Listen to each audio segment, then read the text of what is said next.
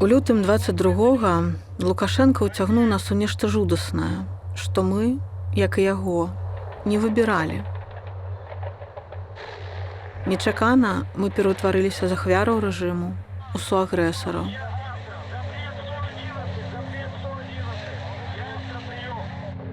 Я являюсь участником этой операции, которую проводит Россия в Украине.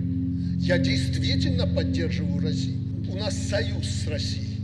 Поэтому с территории Беларуси действительно российские войска зашли в Украину в направлении Киева.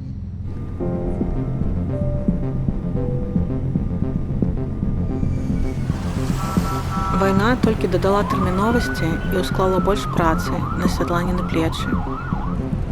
We made our stance clear.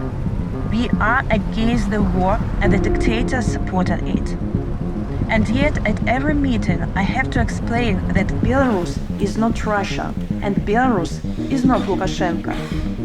Belarus is not Russia, and there is no tolerance of the war in our society despite of massive propaganda.